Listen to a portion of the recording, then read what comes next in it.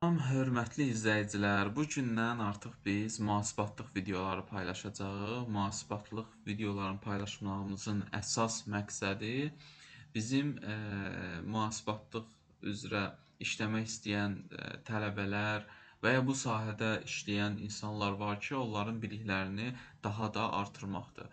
İlk növbədə belə bir şey qeyd edim ki, bir sıra insanlar var ki, bu ixtisası oxuyan əsasən bu ixtisasda davam etdirim, etdirməməyim arasında bir sual qalır onların beynində və hətta bu sualı müxtəlif yerlərdə axtarırlar, soruşurlar.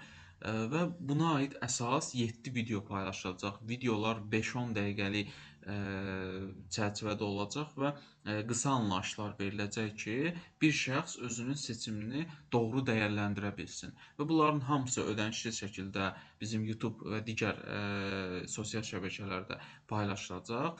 İlk növbədə ilkin anlayışlar mühasibatlıq nədən bəhs edir, onlar haqqında, daha sonra vergi üzrə diqqət edilməli nüanslar, onlara fikir verəcəyik, bank üzrə diqqət edilməli nüanslar, onlara baxılacaq və uçotun aparılması üçün lazım olan proqram təminatları, nələrə fikir vermək lazımdır, nələri bilmək lazımdır, onlara baxacağıq.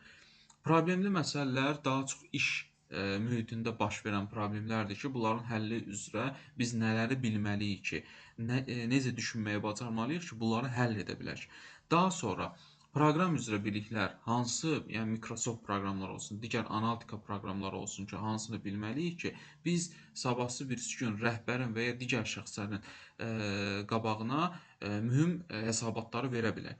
Və digər məsələlər ümumi olaraq ilk 6 mövzunun sonunda bütün məsələlərdən danışmaqla və digər fikir verilməli olan nüansları baxmaqla nəzərə alacaq. Yəni əsas olaraq fokuslanacaq bütün məsələlərə son mövzuda.